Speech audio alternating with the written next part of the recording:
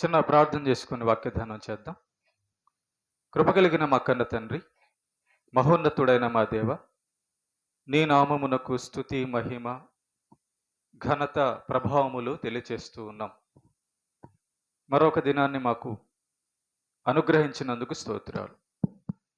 నీ యొక్క గ్రంథములో నుంచి ప్రభువా, యాకోబు జీవితాన్ని మేము ధ్యానింపబోచుంటుండగా వినగల చెవులు, గ్రహించగల మనస్సు, నీ పరిశుద్ధాత్మ యొక్క నడిపింపు మాకు దయచేయండి తండ్రి. అభ్యంతరపరచ చూచే సాతాను, దురాత్మ, చీకటి శక్తుల ప్రభావాన్ని తొలగించండి. నీ పక్షాన నీవు నిలబెట్టుకున్న నీ దాసునైన నేను అల్పజ్ఞుడను, పాపిని, నిష్ప్రయోజకుడను.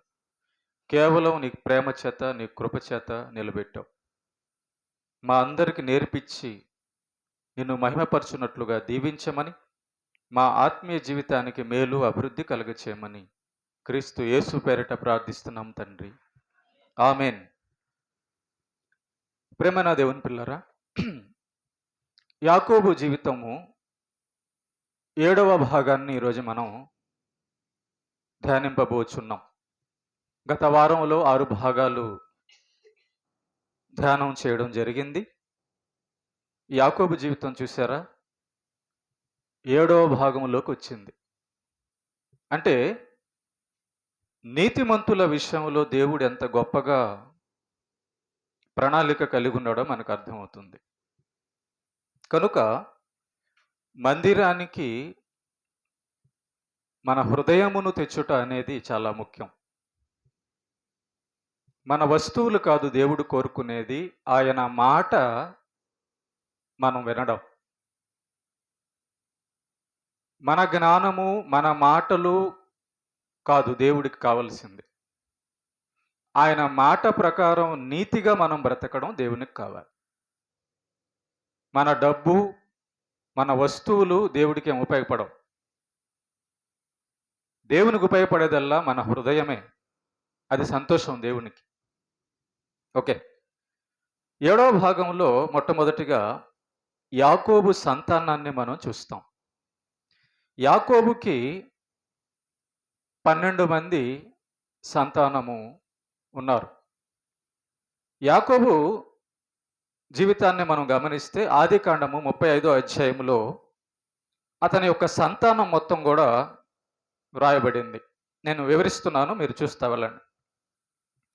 యాకోబు యొక్క మొట్టమొదటి కుమారుడు, జ్యేష్ఠ కుమారుడు రూబేన్, రెండోవాడు షిమోను, మూడోవాడు లేవి, నాలుగోవాడు యూదా, ఐదోవాడు ఇస్సాఖారు, ఈ యొక్క 6వాడు జబూలేను. ఈ 6 కుమారులు యాకోబు యొక్క మొదటి భార్య అయిన లేయా వలన యాకోబుకు పుడతారు. ఒక కుమార్తె పేరు దీనా. ఈమె ఎలాంటి పరిస్థితి వలన యాకోబుకు చెడ్డ పేరు తెచ్చిందో మీకు తెలుసు. ఇలా మొట్టమొదటి భార్య అయిన లేయా ద్వారా యాకోబుకు కలిగిన వారు 7 మంది, 6 మంది కుమారులు, ఒక కుమార్తె. 23వ వచనం నుంచి ఉంటుంది, చూడండి ఒకసారి. మీకు 23వ వచనం, ఓకేనా? అది మీరు చూస్తా వల్ల నేను వివరిస్తుంటాను. రెండవదిగా యాకోబు యొక్క రెండవ భార్య ఎవరు? యాకోబు రెండవగా పెళ్లి చేసుకుంది ఎవరిని? రాహేల్ని. ఈ రాహేలుకు కలిగినటువంటి పిల్లకాయలు ఎవరంటే, మొట్టమొదట యేసేపు పుడతాడు, తర్వాత బెన్యామీను పుడతాడు. ఈ బెన్యామీను పుట్టే సమయంలోనే రాహేలు చనిపోతుంది. వారికి ఇద్దరు, రెండవ భార్యకి ఒక ఇద్దరు. ఈ మొట్టమొదటి భార్య అయిన లేయాకు ఒక దాసి ఉంటుంది. ఆ దాసిని లేయా యాకోబుకి ఇస్తుంది. ఆ రాహేలు యొక్క దాసి పేరు బిల్వా. ఈ బిల్వా ద్వారా ఇద్దరు పుడతారు. ఒకడు దాను, రెండోవాడు నఫ్తాలి, వీరిద్దరు. అలాగే లేయా దాసి కూడా జిల్ఫా. ఆ జిల్ఫా ద్వారా పుట్టిన వారు ఇద్దరు, ఒకడు గాదు, రెండు ఆషేరు. ఇలా వీరందరూ కూడా పుడతారు. ప్రేమ దేవుని బిడ్డలారా, 12 మంది కుమారులు, ఒక కుమార్తె పుట్టడం జరుగుతుంది. ఇలా యాకోబుకి లాబాను యొక్క గృహంలో పద్దనారాములో ఈ సంతానం పుట్టడం జరుగుతుంది. ఇక యాకోబు అక్కడి నుంచి బయలుదేరి వచ్చేస్తాడు కదా, లాబాను మామ దగ్గర నుంచి బయలుదేరి వచ్చేస్తాడు. ఇదంతా కూడా మనం చదువుకున్నాం, ధ్యానం చేశాం. ఎక్కడికి వచ్చేస్తాడు? ఇక ఇంటికి వచ్చేస్తాడు. ఏశావుని కలిసిన తర్వాత ఇంటికి వచ్చేస్తాడు. ఎక్కడికి? తన తండ్రి అయిన ఇస్సాకు దగ్గరికి వచ్చేస్తాడు. వచ్చేసిన తర్వాత కొంతకాలానికి ఇస్సాకు చనిపోతాడు. అనగా యాకోబు యొక్క తండ్రి అయిన ఇస్సాకు చనిపోవడం జరుగుతుంది. ఎప్పుడైతే ఇస్సాకు చనిపోతాడో అప్పుడు యాకోబు యొక్క అన్నయ్య అయిన ఏశావు ఇద్దరు కలిసి ఇస్సాకును పాతి పెడతారు.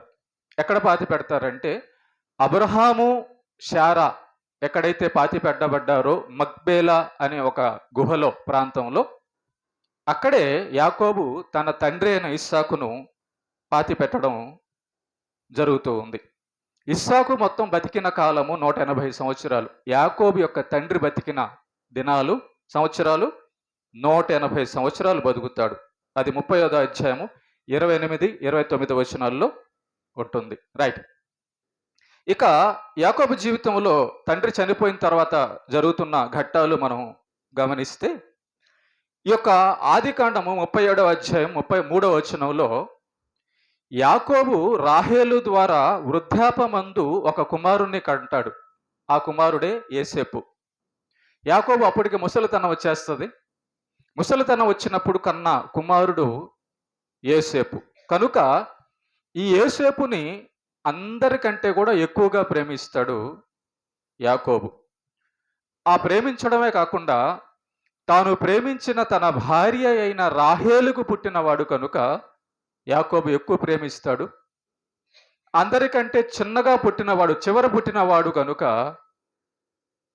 యాకోబు యోసేపును ప్రేమిస్తాడు. ఇలా యాకోబు తన కుమారుడైన యోసేపును ప్రేమిస్తూ అతని కోసం ఒక వస్త్రాన్ని కూడా కుట్టిపెడతాడు. నిలువు టంగి అన్నమాట. విచిత్రమైన ఒక వస్త్రం అతని కోసమే సపరేట్గా ఒకటి కుట్టిస్తాడనమాట. అంత ప్రేమతో యాకోబు యోసేపును ప్రేమిస్తాడు. అయితే ఈ యొక్క యాకోబు కుమారుడైన యోసేపు నీతిమంతుడు. ఇతని జీవితాన్ని మనం తర్వాత ధ్యానం చేద్దాం, తర్వాతగా. ఈ యోసేపు నీతిమంతుడై ఉంటాడు. కానీ ఈ యాకోబుకు పుట్టిన మిగతా వాళ్ళందరూ కూడా కొంత అటు ఇటుగా ఉంటారు. అంటే కొన్ని చెడ్డ కార్యాలు కూడా చేస్తూ ఉంటారు. అప్పుడు ఈ యోసేపు ఏం చేస్తాడంటే యాకోబు దగ్గరికి వెళ్ళి, నాన్న అదిగో అన్నజుడు ఇట్లా చేస్తున్నాడు, ఆ అన్నజుడు ఇట్లా చేస్తుంటాడు అని చెప్పని చెడుతనము చెబుతూ ఉంటాడు. ఆ మాట చదువుదాం. 37వ అధ్యాయం 2వ వచనం. 37వ అధ్యాయము 2వ వచనం చదవండి. యాకోబు వంశావళి ఇది. 37వ అధ్యాయము 2వ వచనం. అవును, 37:2. యాకోబు వంశావళి ఆ. ఇది. యోసేపు 18 ఏండ్ల వాడై తన సహోదరులతో కూడా మందను మేపుచుండెను. అతడు చిన్నవాడై తన తండ్రి భార్యలైన బిల్హా కుమారుల యొద్దను జిల్పా కుమారుల యొద్దను ఉండెను. అప్పుడు యోసేపు వారి చెడుతనమును గూర్చిన సమాచారము వారి తండ్రి యొద్దకు తెచ్చుచూ ఉండేవాడు. చూసారా, ఈ యోసేపు తన అన్నల యొక్క తప్పులన్నీ కూడా తండ్రికి చెబుతుంటే మరి అన్నలు సంతోషపడతారా? కోప్పడతారు. అతని మీద పగ పెట్టుకుంటారనమాట. వీడు చూడు, యోసేపు మేము చేసే తప్పులన్నీ కూడా తండ్రికి వెళ్ళి చెప్తున్నాడు అని చెప్పని యోసేపు యొక్క అన్నలందరూ కూడా యోసేపు మీద పగబడతారు. మనం కూడా భూమి మీద ఆలోచిస్తే ఎవరైనా చెడ్డ పని చేస్తుంటే మన పిల్లల్లో, మన కుమార్తెలలో, మన కుమారుల్లో, సమాజంలో ఉన్న వారి మీద వాళ్ళు ఏదైనా తప్పు చేస్తుంటే, అమ్మా ఈ తప్పు చేయబాకండి అని చెబితే చాలు, ఇక వాళ్ళ హృదయంలో మన మీద పగబెట్టేసుకుంటారు. నాకు మంచి చెబుతున్నాడు, నాకు మేలుకరమైనది చెబుతున్నాడు అని ఆలోచించరు. ఇలా కాదయ్యా అలా అన్నామనుకో, వారి తప్పులు సరిదిద్దుకోవాల్సింది పోయి తప్పు ఎత్తి చూపే వారి మీద పగబట్టేస్తారు. తమ్ముడే కదా, చిన్నోడు బుద్ధి చెప్తున్నాడు అన్నలకి, ఒరే మనకంటే తర్వాత పుట్టినోడురా, మనకు బుద్ధి చెప్తున్నాడురా, మనం ఇలా ఉండకూడదని వాళ్ళు అనుకోక యేసేపు మీద పగపడతారు. యేసేపు జీవితం మనం తర్వాత ధ్యానం చేద్దాం. ఇలా యేసేపు ఏం చేస్తాడంటే వాళ్ళ అన్నల తప్పులన్నీ నాన్నకు చెప్తుంటాడు, యాకోబుకు చెప్తుంటాడు. అందుకు ఒకసారి యాకోబు దగ్గరకు వచ్చి యేసేపు ఒక కళ చెప్తాడు. యేసేపుకి కళలు వస్తుంటాయి, ఆ కళల భావాలు కూడా తెలుస్తూ ఉంటాయి. దేవుడు అతనికి అట్లాంటి వరం ఇచ్చాడు యేసేపుకి. ఈ యేసేపు వచ్చి ఏం చేస్తాడంటే తన తండ్రి అయిన యాకోబుతో ఒక మాట చెప్తాడు, అన్నలతో తండ్రితో. ఏమని చెప్తాడంటే, నాన్న నువ్వు అమ్మ అన్నలందరూ వచ్చి నాకు నమస్కారం చేస్తారు, నాకు ఒక కళ వచ్చింది అంటాడు. అప్పుడు యాకోబు ఏమంటాడంటే గద్దిస్తాడు ఎవరిని? యేసేపుని. ఎరా, నేను నీ తండ్రిని, నేను నీ తండ్రిని, మీ వాళ్ళందరూ మీ అన్నలు, వాళ్ళు పెద్దోళ్ళు కదా, మేము పెద్దోళ్ళం కదా, నీ పాదాలకు వచ్చి మేము నమస్కారం చేస్తామా అని యాకోబుకు పాపం తెలియకుండా గద్దిస్తాడు. కానీ అది జరుగుతుంది. కానీ ఈ మాటలు యాకోబు మనసులో పెట్టుకుంటాడు. యేసేపు తన తండ్రి అయిన యాకోబుకు చెప్పిన మాటలు, మీరందరూ నాకు నమస్కారం చేస్తారు, ఒకరోజు వస్తుంది అన్న మాటలు యాకోబు మదిలో పెట్టుకుంటాడు. అప్పుడు ఏం జరుగుతుందంటే, ప్రేమైన దేవుని బిడ్డలారా, యాకోబు తన యొక్క పశువుల మందలు మేపడానికి తన పెద్ద కుమారులందరినీ కూడా పంపిస్తాడు, దూర ప్రాంతానికి పంపిస్తాడు. పంపించినప్పుడు వాళ్ళు మేపడానికి వెళ్ళిపోతారు, అన్నలందరూ కూడా మేపడానికి వెళ్ళిపోతారు. అప్పుడు ఈ యొక్క యాకోబు చిన్న కుమారుడైన యేసేపు మాత్రమే ఇంట్లో ఉంటాడు. ఈ యేసేపు ఇంకొకడు బెన్యామీను, ఇద్దరు మాత్రమే ఉంటారు. అప్పుడు ఈ యొక్క యాకోబు ఏం చేస్తాడంటే యేసేపును పిలిచి, నాయనా మీ అన్నలందరూ కూడా పశువులు మేపడానికి వెళ్ళున్నారు కాబట్టి వాళ్ళు ఎలా ఉన్నారో అక్కడ కొంచెం సమాచారం నాకు తీసుకునిరా, వాళ్ళు బాగున్నారా, తింటున్నారా, సరైన పరిస్థితులు అక్కడ ఉన్నాయా లేదా, ఒకసారి సమాచారం తీసుకురా అని చెప్పి పంపించినప్పుడు ఈ యేసేపు వాళ్ళ దగ్గరికి వెళ్ళినప్పుడు, యేసేపు మీద వాళ్ళకి పగ ఉంది కదా, పగ ఉంది కాబట్టి ఆ అన్నలు ఏం చేస్తారంటే సొంత తమ్ముడిని చంపడానికి ట్రై చేస్తారు. యేసేపును చంపడానికి ట్రై చేస్తారు. చంపడానికి ట్రై చేసినప్పుడు వాళ్ళల్లో పెద్దవాడు జ్యేష్ఠ కుమారుడైన రూబేను కొంచెం ఆలోచిస్తాడు. దేవుడు అతని మనసులో పుట్టించి, రే మన తమ్ముడే కదా, మనవాడిని చంపడం ఎందుకు, ఆ గుంట్లో పడేద్దాం, చంపితే మనకేమొస్తుంది అనుకుంటాడు. ఇంకొక అతను యూదా, ఆ యూదా కూడా ఏమంటాడంటే, అరే ఆ గుంటలో పడేసి చంపితే మనకి ఏం ఉపయోగం వస్తుంది, అదిగో ఐగుప్తు దేశంలో వాళ్ళు వెళ్తున్నారు, వ్యాపారులు వెళ్తున్నారు, వాళ్ళకి కానీ అమ్మేస్తే మనకు డబ్బులు కూడా వస్తాయి అని చెప్పి ఆ ఐగుప్తుకు వెళ్ళేటటువంటి వ్యాపారులకు యేసేపుని తమ్ముడిని, సొంత తమ్ముడిని బట్టలు తీసేసి, ఒంట్లో బట్టలు కూడా లేకుండా అమ్మేసిన పరిస్థితి అన్నల్ది.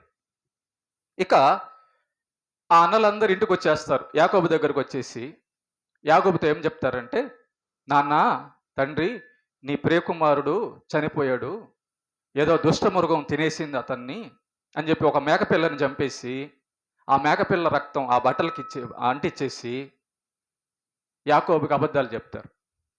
ఇక యాకోబు ఆ వస్త్రం చూసి, తానే కుట్టించాడు కదా యేసేపుకి, ఆ వస్త్రం చూసి, ఆ మేకపిల్ల రక్తం చూసి, నిజంగా ఏదన్నా పులో సింహం చంపేసిందేమో నా బిడ్డనని చెప్పని ఏడుస్తాడు.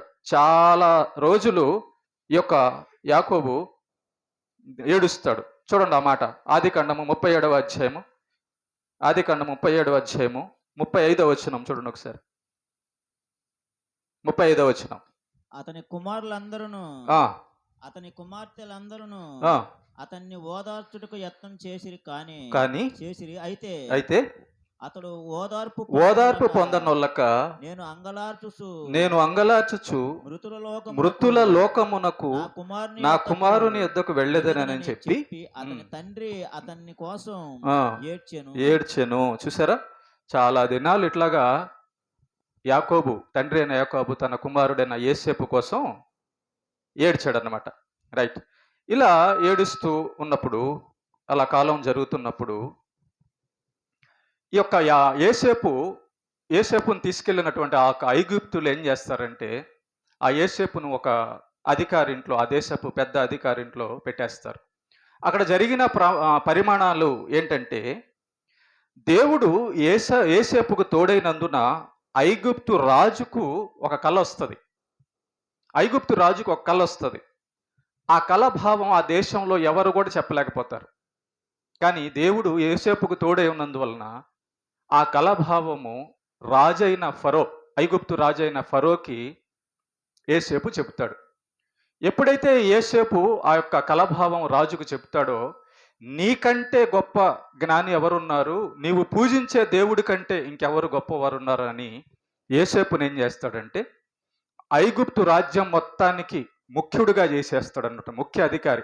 ఇక రాజు తర్వాత నువ్వే, నా తర్వాత నువ్వే, నేను ఇంట్లోనే కూర్చుంటాను, పరిపాలన అంతా నీదే అన్నట్టుగా యోసేపుకి ఫరో, రాజైన ఫరో అధికారం మొత్తం కూడా అప్పగిచ్చేస్తాడు. ఆ ఫరోకి వచ్చిన కళ ఏంటంటే 7 సంవత్సరాలు పంట బాగా పండుతుంది, 7 సంవత్సరాలు భూమి మీద భయంకరమైన కరువు వస్తుంది. ఇది ఆ కళాభావం అనమాట, కళ వస్తుంది. కాబట్టి ఆ రాజు ఏం చేస్తాడంటే నువ్వేమేం చేయాలో, ఆ కరువు కాలంలో మనం తప్పించుకోవాలంటే నువ్వేమేం చేయాలో అది చేసే అని చెప్పని యోసేపుకి అధికారం ఇచ్చేస్తాడు. ఎవరు? రాజైన ఫరో. అప్పుడు యోసేపు ఏం చేస్తాడంటే ఆ భూమి మీద అప్పుడు పంట మొత్తం కూడా గుంటలు తవ్వించి, పెద్ద పెద్ద గుంటలు తవ్వించి ఆ 7 సంవత్సరాల కరువును తట్టుకోవడానికి ధాన్యం అంతా కూడా సమకూరుస్తాడు.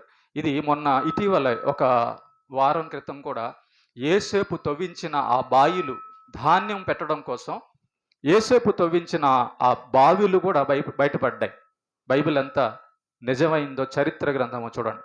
సో అలాగా యాకోబు ధాన్యాన్ని పోగు చేస్తాడు, చాలా సమృద్ధిగా ధాన్యాన్ని పోగు చేస్తాడు. ఇక ఆ కరువు కాలం వచ్చేస్తుంది.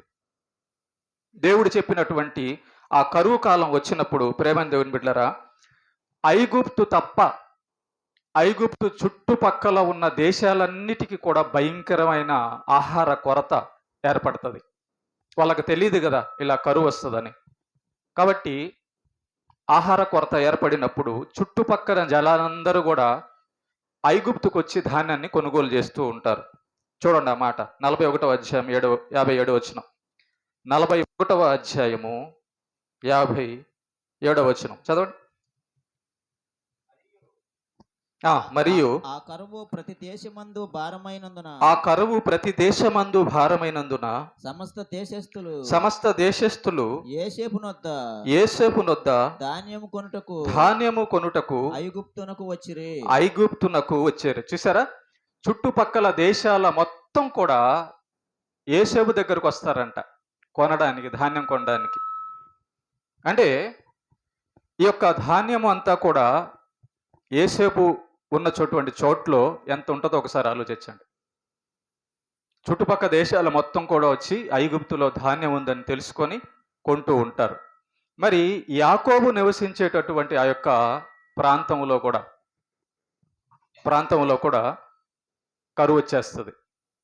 కరువు వచ్చినప్పుడు యాకోబు అంటాడు తన కుమారులతో అంటాడు, బిడ్డలారా, ఐగుప్తులో ధాన్యం దొరుకుతుందంట, కాబట్టి మీరు వెళ్ళి అక్కడికి వెళ్ళి కొనండి, ధాన్యాన్ని కొనండి.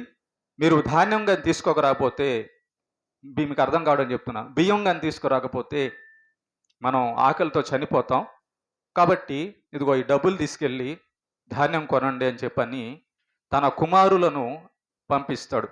ఒక 10 మందిని పంపిస్తాడు. లాస్టోడ్ని, బెన్యామీనుని లాస్టోడ్ని తన దగ్గర పెట్టుకొని మిగతా 10 మందిని పంపించేస్తాడు. ఆ 10 మంది వెళ్తారు. వెళ్ళి అక్కడ ధాన్యం కొనడానికి వచ్చి యోసేపుకు నమస్కరిస్తారు. 42వ అధ్యాయం 6వ వచనం చదవండి. 42వ అధ్యాయము 6వ వచనం. అప్పుడు యోసేపు ఆ దేశమంతటి మీద అధికారి ఉండెను. అతడే ఆ దేశ ప్రజలందరికీ ధాన్యము అమ్మకము చేయబడు గనుక యోసేపు సహోదరులు వచ్చి ముఖములు నేలను మోపి అతడికి కళ నెరవేరిందా లేదా? ఇదే కళ యోసేపు చెప్పినప్పుడు ఏం చేశారు? పగబట్టారు. చూసారా, ఇదే కళ యోసేపు ముందుగానే చిన్నప్పుడుగా ఉన్నప్పుడు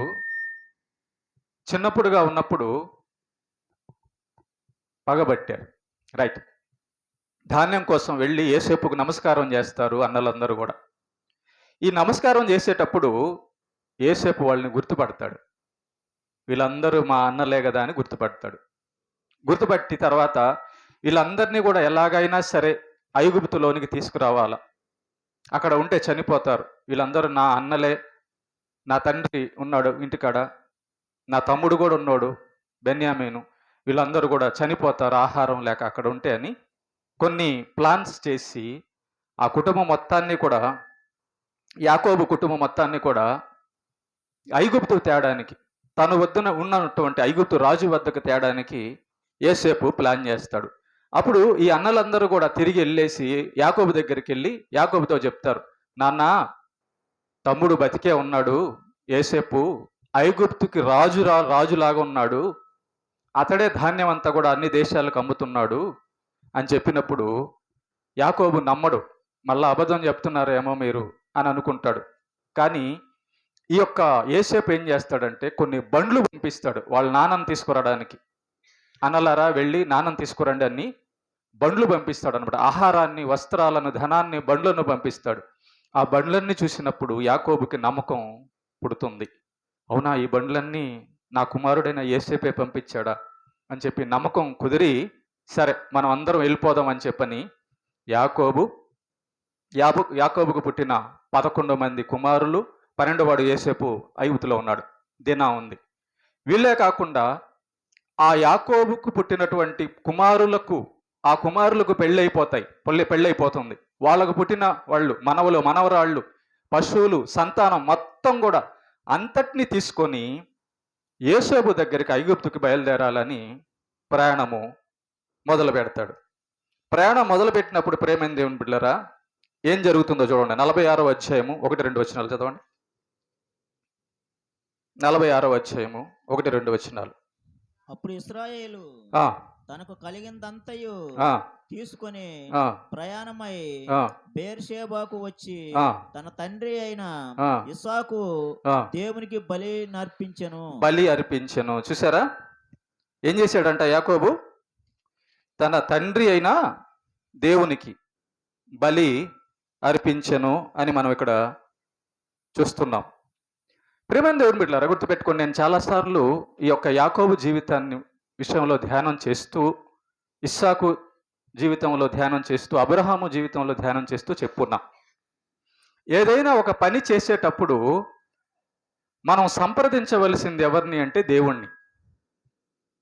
గుర్తుపెట్టుకోండి, మీరు ఏదైనా ఒక పని చేయాలంటే ముందు డాక్టర్నో, ఇంజనీర్నో, బేల్దారు మేస్త్రినో, కార్పెంటర్ మేస్త్రినో, అమ్మనో, నాన్ననో కాదు, ముందు దేవుణ్ణి సంప్రదించాలి. దేవుని చిత్తము తెలుసుకోవాలి. ప్రభువా, నేను ఈ పని చేయాలనుకుంటున్నా, అది నీకు ఇష్టమా కాదా? యాకోబు జీవితంలో మనం చూస్తూ ఉన్నాం, ఏ పని మొదలు పెట్టినా కూడా ముందు దేవునికి బలి అర్పించి ప్రార్థనాపూర్వకంగా దేవుడి దగ్గర సమాధానం తెలుసుకునే వ్యక్తి యాకోబు. బలి అర్పించాడంట, ప్రయాణమై బలి అర్పించారంట. మరి మీ జీవితాల్లో అలాగా ఉందా? మన జీవితాల్లో అలాగా ఉందా? ఇంటికా నుంచి డ్యూటీకి వెళ్ళేటప్పుడు ప్రార్థన చేసుకుని వెళ్ళే జీవితం ఉందా?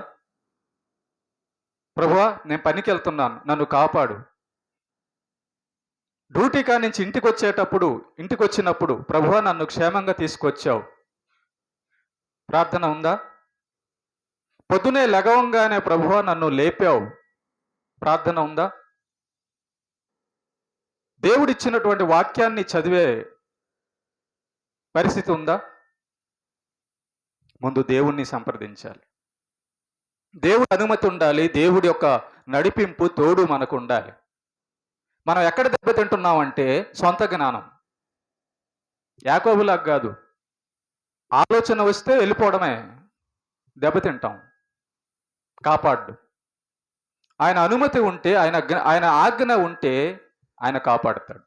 కనుక యాకోబు ఏం పని చేసినా ఐగుప్తుకి వెళ్ళాలి. యోసేపు ఐగుప్తుకి పిలుస్తున్నాడు. ఐగుప్తుకు వెళ్లే ముందు దేవునికి బలర్పణ అనిపిస్తున్నాడు. దేవా, ఇదిగో ఐగుప్తుకి వెళ్ళబోతున్నాను, నీ చిత్తమేనా, నీ ఇష్టమేనా అని ప్రయాణంలో ప్రార్థన చేస్తున్నాడు. అప్పుడు 2వ వచనం చదవండి. 46వ అధ్యాయం 2వ వచనం. అప్పుడు రాత్రి దర్శనముల యందు దేవుడు యాకోబు యాకోబు అని ఇశ్రాయేలును పిలిచాను. అతనికి ఇశ్రాయేలు అని పేరు పెట్టాడు కదా యాకోబుకి, కాబట్టి యాకోబు యాకోబు అని ఇశ్రాయేలును పిలిచాను. అందుకతడు చిత్తం ప్రభువా ఏమన్నాడు అంటే ఏంటి అర్థం? చిత్తము ప్రభువా అంటే అర్థం ఏంటి?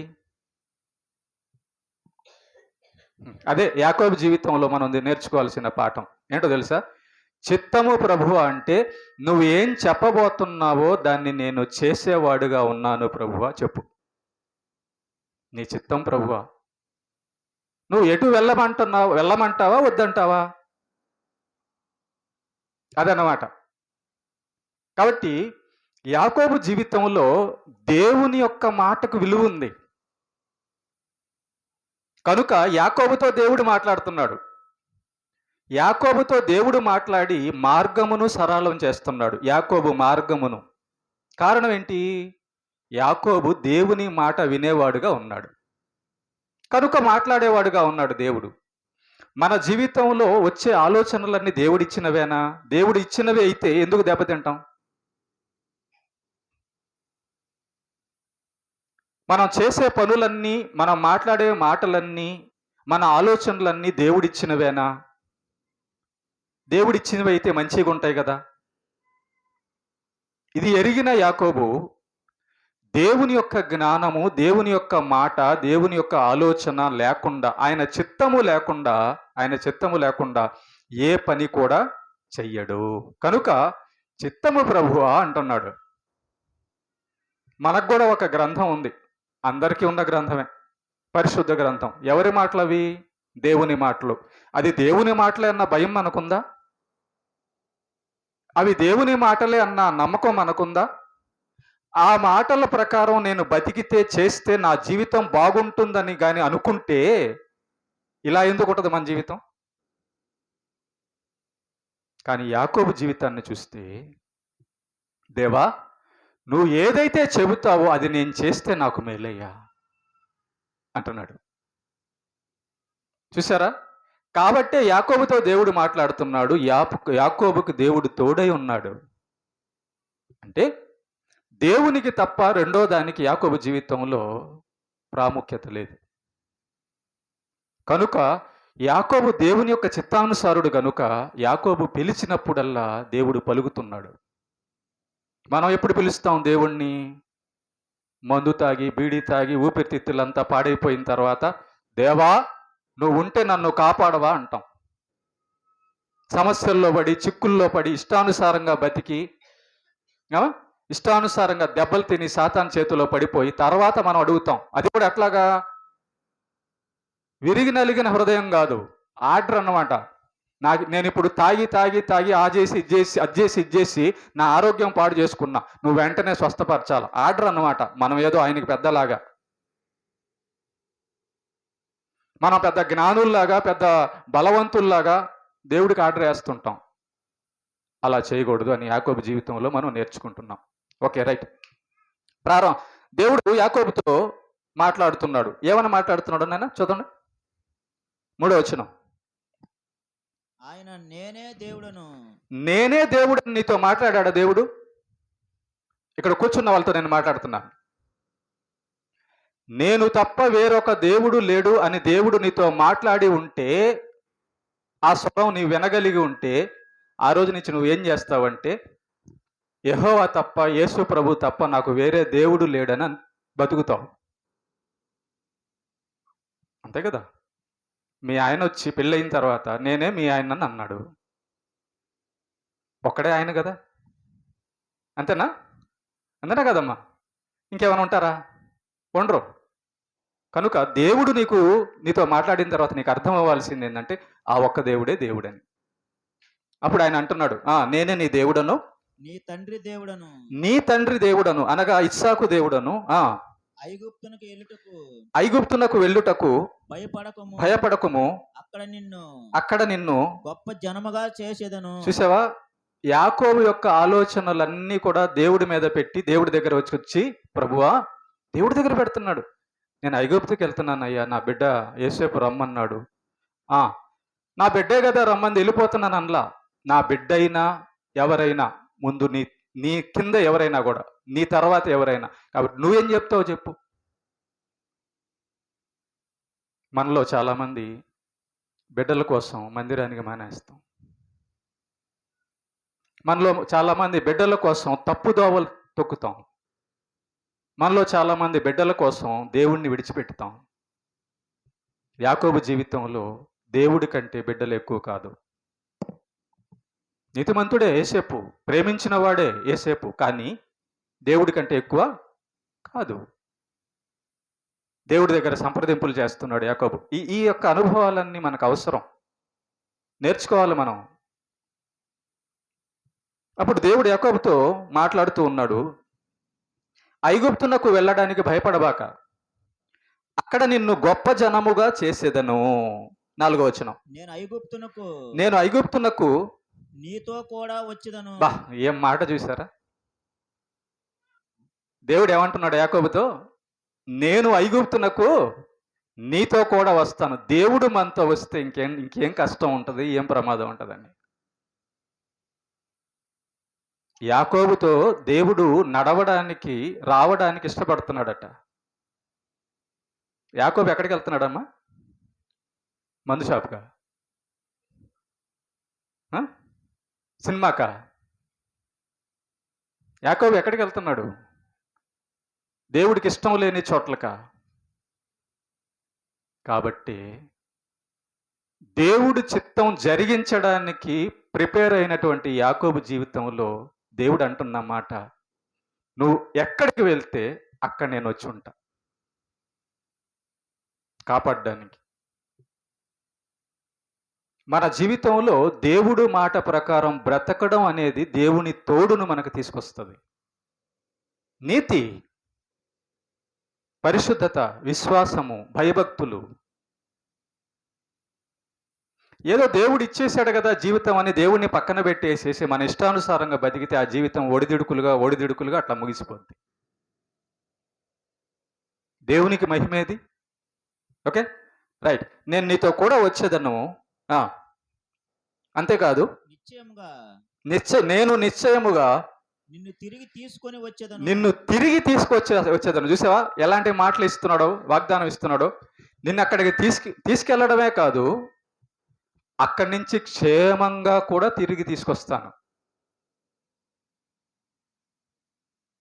ఎవరు తేవాలి? మనం ఇంటికాడి నుంచి బయటికి వెళ్తే దేవుడే తేవాలి. మనం వెళ్ళే ప్రదేశాలు ఏంటి? ఆలోచన ఉండాలి. మన జీవితం మీద మనకు పరిశీలన ఉండాలి. ఏమంటే, నేను ఎలా బతుకుతున్నాను? దేవుడికి ఇష్టంగా బతుకుతున్నానా?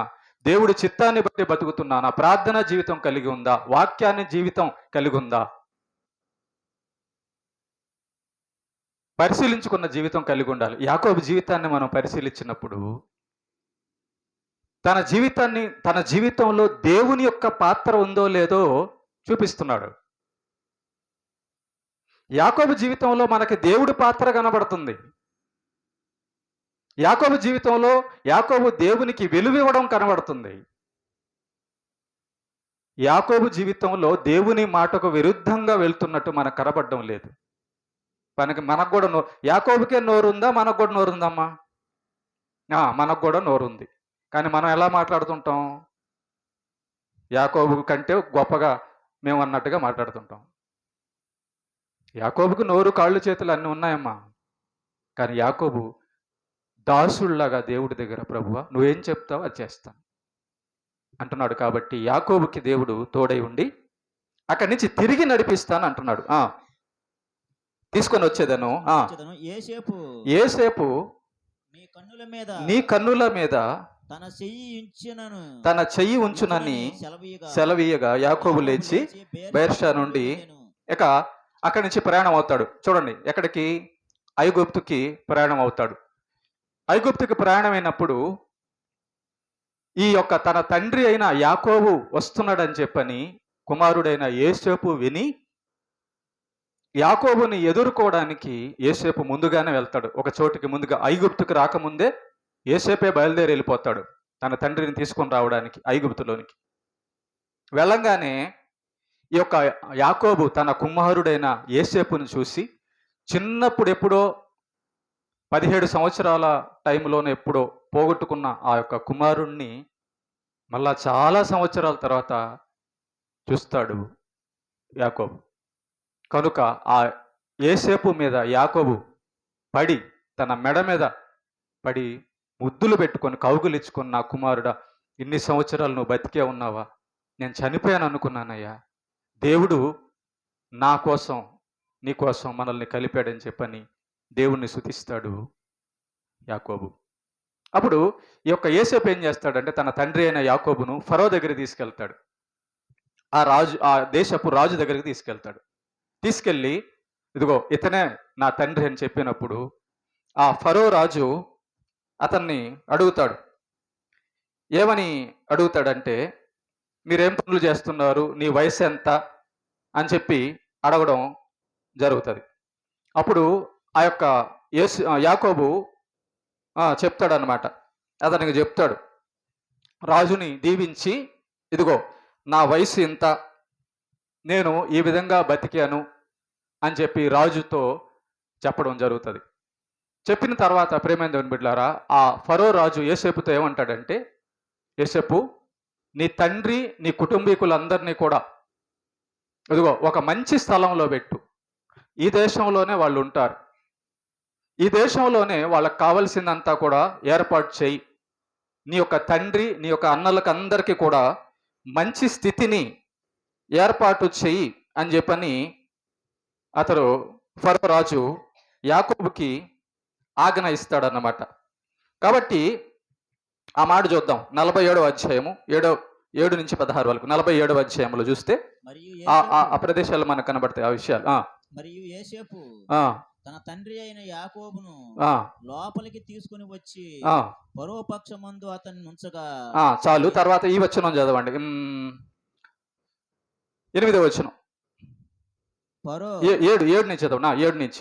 మరియు యోసేపు తన తండ్రి అయిన యాకోబును లోపలికి తీసుకుని వచ్చి ఫరో సమక్షమందు అతన్ని ఉంచగా యాకోబు ఫరోను దీవించెను. ఫరో, నీవు జీవించిన సంవత్సరములు ఎన్ని అని యాకోబును అడిగినందుకు యాకోబు, నేను యాత్ర చేసిన సంవత్సరములు 130. చాలు. ఇక్కడ యాకోబు చెబుతున్న మాట చూడండి.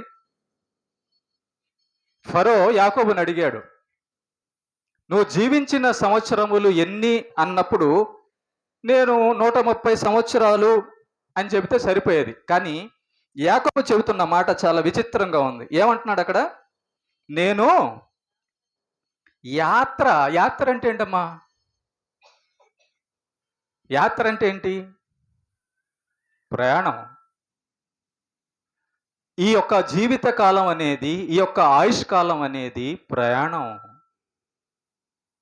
అవును, నేను ఒకసారి మీకు ఆ విషయం కూడా చెప్పున్నా అనుకుంటా.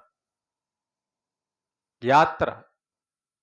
దేవుడు మనల్ని తండ్రి గర్భంలో పెడితే, తండ్రి గర్భంలో ఉంచి తల్లి గర్భంలోకి యాత్ర చేశాం.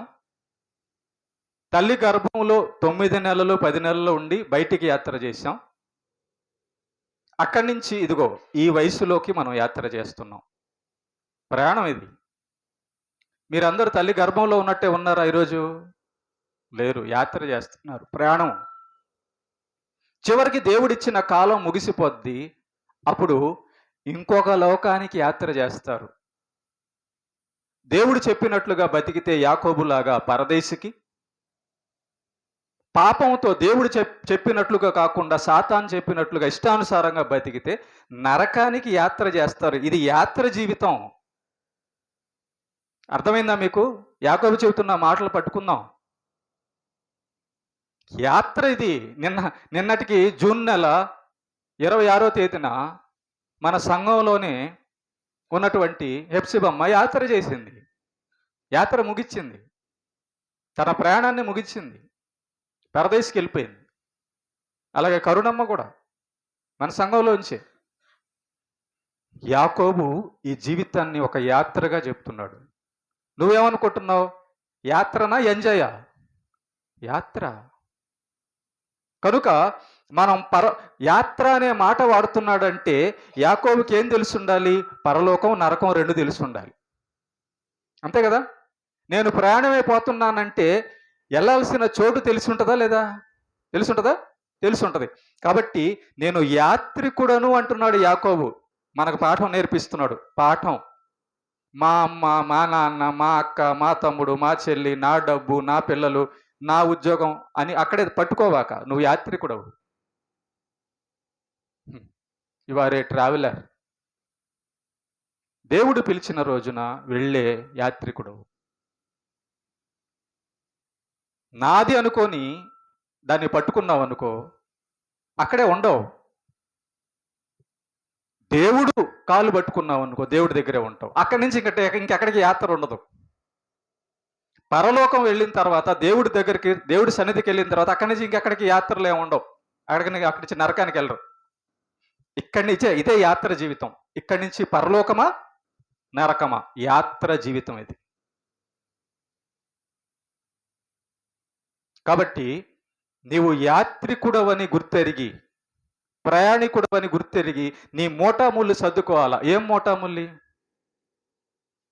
సర్దన్నావా? ఎస్బీఐ బ్యాంకులో ఉన్న డబ్బులా? కాదు. మోటామొల్లి సర్దుకోవడం అంటే సిద్ధపడ్డం. ఏం సిద్ధపడ్డం? హృదయాన్ని పరలోకానికి పవిత్రంగా, విశ్వాసంగా, భయభక్తులు కలిగిన జీవితాన్ని సిద్ధం చేసుకోవడం. ఓకేనా? ఇది సిద్ధం చేసుకోకుండా పోయిన సంవత్సరం ఇచ్చిన చీర ఆడుందో అని గొడవ వేసుకోవాక. అర్థమైందా? మనం సిద్ధం చేసుకోవాల్సింది ఏంటంటే పరలోకానికి వెళ్ళేటటువంటి జీవితం. యాత్రలో ఉన్నాం మనం. చూడండి, నిజమే, జర్నీ, ప్రయాణం ఇది. ఒక రోజున భూమి మీద యాత్ర ముగిసిపోతుంది. ఓకేనా? ముగిసి యాత్ర చివరి రోజున ఎవరినెవరు విడిచిపెట్టాలమ్మా? బాగా ప్రేమించిన భార్యనైనా, భర్తనైనా, పిల్లలనైనా, ఆస్తులనైనా, పొలాలనైనా, ఉద్యోగాన్నైనా, భూమినైనా, దేహమునైనా విడిచిపెట్టాలి. ఎలాంటి పాఠాలు నేర్పిస్తున్నాడు చూడండి యాకోబు. యాత్రికులం అంట మనం. కాబట్టి యాత్ర చేసే వాళ్ళకి ఆ యాత్ర చేసే స్థలం మీద మక్కువ ఉండకూడదు. మనం ఇక్కడికి వచ్చాము, వెళ్ళిపోతాం, భూమి మీద నుంచి వెళ్ళిపోతాం. ఈ భూమి మీద మనకేంటి ఇంకా మక్కువ? కుటుంబంలోనికి పంపించాడు, కుటుంబంలోంచి దేవుడి దగ్గరికి వెళ్ళిపోతాం. ఉన్నంత వరకే దైవభక్తితో కుటుంబాన్ని ప్రేమించాలి, ఇక్కడ దేవుడు చెప్పినట్టు బతకాలి తప్ప దాన్ని వాటేసుకొని ఉండకూడదు ఈ లోకాన్ని. ఏమా? కాబట్టి యాకోబు నేర్పిస్తున్నాడు చూడండి. యాత్ర చేసిన సంవత్సరములు ఎంతంట? అప్పటికి 130. చూడండి, యాకోబు ఫరో దగ్గరికి వెళ్ళేసరికి అతని వయసు ఎంత? 130. మనకు అంత ఉంటుందా? ఇప్పుడు కాలం ఎట్లా ఉందంటే చూడండి, మేము చదువుకున్న రోజుల్లో ఎండాకాలం అంటే ఎండలు వచ్చాయి, వర్షాకాలం అంటే వర్షాలు వచ్చాయి, మంచు కాలం అంటే మంచు వచ్చేది. ఇది ఏ కాలం? ఇదే కాలం అమ్మా. చలికాలంలో వర్షం పడినట్టు మీరు చిన్నతనంలో చూసారా? చలికాలంలో వర్షం పడినట్టు మీ చిన్నతనంలో చూసారా? కానీ ఇప్పుడు పడుతుంది. ఇది ఏ కాలం అంటే పోయే కాలం కదా, యాత్రాకాలం. కాబట్టి ప్రేమైన దేవుని బిడ్డలారా, 130 సంవత్సరాలు యాకోబు అప్పటికే జీవిస్తున్నాడు. అక్కడ ఒక మాట అంటున్నాడు చూడండి, ఇంకో మాట, గొప్ప మాట. చదవండి. నేను జీవించిన సంవత్సరములు, ఎన్ని సంవత్సరాలు బతికాడమ్మా యాకోబు?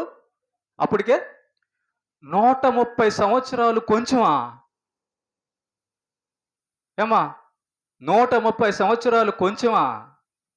దేవుడి దృష్టికి 130 సంవత్సరాలు ఏముంది? 1000 సంవత్సరాలు కూడా కొంచెమే. నీకు నాకు అనిపిస్తుందేమో మార్తమ్మ 90 సంవత్సరాలని. దేవుడి దృష్టికి అది చిన్నదే. దేవుడి దృష్టికి మన జీవితకాలం అనేది చాలా చిన్నది. ఏమా? కాబట్టి అది గ్రహించిన యాకోబు అంటున్నాడు, నేను జీవించిన సంవత్సరాలు చాలా కొద్దిగా. కాబట్టి ఇక్కడ మనం పాఠం నేర్చుకోవాల్సింది, యాకోబు మాటల్లో ప్రతి మాటల్లో ఒక పాఠాన్ని నేర్చుకోవచ్చు. అందుకే ఇది 7వ పార్ట్, ఇంకా పూర్తవలా. యాకోబు అంటున్నాడు, నేను జీవించిన సంవత్సరములు 130 అయినా అది కొంచెమే అంట. అంటే యాకోబు ఏం జ్ఞానం కలిగి ఉన్నాడంటే, ఈ లోకంలో ఉన్న జీవితం చాలా చిన్నది, చాలా త్వరగా అయిపోయేది. నిజమే. మొన్న ఉన్న వాళ్ళు నిన్న లేరు. మహామహారాజులు పుట్టారు ఈ లోకంలో, నిన్న లేరు. పెద్ద పెద్ద కోటలు కనబడుతున్నాయి, రాజులు లేరు. నేనే వీరుణ్ణు, శూరుణ్ణు, బలశాలిని, జ్ఞానిని, ధనవంతుడను, ప్రధానమంత్రిని అనుకున్నోళ్ళు నిన్న లేరు. చూసారా, మొన్న దేశ ప్రధాని గారు కూడా చనిపోయారు, మాజీ దేశ ప్రధాని. కొంచెం జీవితం ఇది, యాత్ర జీవితం ఇది. కొంచెమే. తర్వాత దుఃఖ సహితముగాను ఉన్నవి. యాకోబు ఏమేం పాఠాలు చెప్తున్నాడు చూడండి మనకి. యాకోబు 130 సంవత్సరాలు జీవిస్తే అందుట్లో దుఃఖం కూడా ఉందంట. ఒకసారి మార్తమ్మని ఇంటర్వ్యూ చేయండి మీరు పోయి, తర్వాత ప్రార్థన అయిన తర్వాత. అమ్మా, నీకు బిర్యానీ బాగుంటుందా? నీకు చూపు బాగా కనబడుతుందా? ఏది తిన్నా అరిగిపోతుందా? నీ మనసంతా సంతోషంగా ఉందా? నువ్వు ఒక్కదానివే నడవగలుగుతున్నావా? అడగని ఇంటర్వ్యూ చేయండి. నేను ఒక్కదాన్నే నడిస్తే ఉదయాన్నే మీరెందుకు వస్తారు పాస్టర్ గారు బండి వేసుకొని అని చెప్తుంది, నన్ను తీసుకురావడానికి కదా. అంటే అర్థం ఏంటి? బలము, దుఃఖ దినాలు. చూడండి, ప్రసంగి గ్రంథంలో చూసాము, యాకోబు చెబుతున్నాడు, వయసు అయిపోయే కొద్దీ దుఃఖ దినాలు వస్తాయి, అంటే శ్రమ దినాలు వస్తాయి, కానీ దేవుని యొక్క తోడు ఉంటుంది. చదువు, దుఃఖ దినములు సహితమైనవి అవి నా పితరులు యాత్ర చేసిన దినములలో వారు జీవించిన సంవత్సరములన్నీ కాలేదని ఫరోతో చెప్పెను. చూసారా ప్రేమ దేవుని బిడ్డలారా, అబ్రహాము తన పితరుల జీవితాలను బట్టి చూస్తే యాకోబు జీవితం చిన్నదే. ఆదాము జీవితాన్ని బట్టి చూస్తే యాకోబు జీవితం చిన్నదే.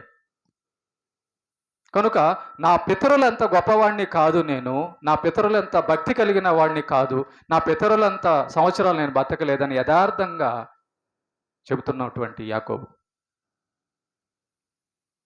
యథార్థ హృదయుడు. మనం అబ్రహాము లాగా బతకం, కానీ అబ్రహాము కంటే గొప్ప జ్ఞాని అనుకుంటాం. మనం మరియమ్మ లాగా బతకం, కానీ మరియమ్మ కంటే గొప్పదాన్ని అన్నట్టుగా ఫీల్ అయిపోతుంటాం. యాకోబు నా పితరుల కంటే నేను గొప్పవాడిని కాదయ్యా అంటున్నాడు ఫరోతో. తగ్గింపు. యాకోబు జీవితంలో చూడండి ఎన్ని పాఠాలు మనం నేర్చుకుంటున్నాము. కనుక అలాగే ప్రేమ దేవుని బిడ్డలారా, యాకోబు ఫరోను దీవించి ఫరో ఎదుటి నుండి వెళ్ళిపోతాడు. ఒకసారి జాగ్రత్త ఈ మాట చెప్పి ముగిచూసుకుందాం, మనం నెక్స్ట్ పార్ట్ తర్వాత వెళ్ళొచ్చు. ఓకేనా? ఫరో అంటున్నాడు, ఒక మాట అంటున్నాడు చూడండి, 16వ వచనం. యాకోబు అంటున్నాడు 16వ వచనం, 47, 16. సారీ 17 కాదు, 10వ వచనం, 47, 10వ వచనం. ఫరోను దీవించి ఫరో ఎదుట నుండి వెళ్ళిపోయాను. రాజు ఎవరమ్మా ఆ దేశానికి? అమ్మా, ఫరోను యాకోబు దీవించడం ఏంటి? ఇప్పుడు బాగా కనెక్ట్ అవుతుంది నేను ఒకసారి చెప్పిన మాటలు. దేవుని తర్వాత భూమి మీద సెకండ్ ప్లేసు దైవజనునిది, రాజుది కాదు. మీరు రాజుకు భయపడతారు కానీ దేవునికి భయపడరు, దైవజనునికి భయపడరు. ఫరో ఐగుప్తుకి రాజు, కానీ యాకోబు ఒక దైవజనుడు. రాజుని యాకోబు, దైవజనుడైన యాకోబు దీవిస్తున్నాడు. నువ్వు దైవభక్తుడు అయి ఉంటే జనాలను దీవించేవాడవుగా ఉంటావు, రాజుని దీవించేవాడుగా ఉంటావు. మనం కాళ్ళు పట్టుకునేవాడుగా ఎందుకున్నాం? దైవభక్తి లేక. వెళ్ళిపోయి కాళ్ళు ఎందుకు పట్టుకుంటున్నాం తెలుసా? ఒక రౌడీ కాళ్ళు, ఒక డబ్బున్న వ్యక్తి కాళ్ళు ఎందుకు పట్టుకుంటున్నాం? వాళ్ళకంటే మనం తప్పు పనులు చేసి, ఎవడైనా వచ్చి నీ దగ్గరకు వచ్చి ప్రార్థన చేపించుకునేటట్టు ఉండాలి. నీ జీవితం నీ ద్వారా ఆశీర్వాదం పొందేటట్లు ఉండాలా. ఎలా వస్తుంది అది? దేవుని యందలి భయభక్తులు, దేవుని తోడుతో, విశ్వాసంతో, పరిశుద్ధతో వస్తుంది. అది నీతితో వస్తుంది, ప్రార్థనతో వస్తుంది, వాక్యం చదవడంతో వస్తుంది. నువ్వు ఎవరి కాళ్ళు పట్టుకోకుండా ఉండాలి అంటే దేవుడి కాళ్ళు పట్టుకో. నువ్వు ఎవరి దగ్గరికి వెళ్ళి ఇట్లా చెయ్యి జాపి అయ్యా అని అడుక్కోకుండా ఉండాలంటే, దీవించేవాడుగా ఉండాలంటే యాకోబులాగా దైవభక్తి కలిగి ఉండు. యాకోబుతో దేవుడు అంటున్న మాట, నువ్వు ఎక్కడికి వెళ్ళినా నేను నీతో వస్తాను.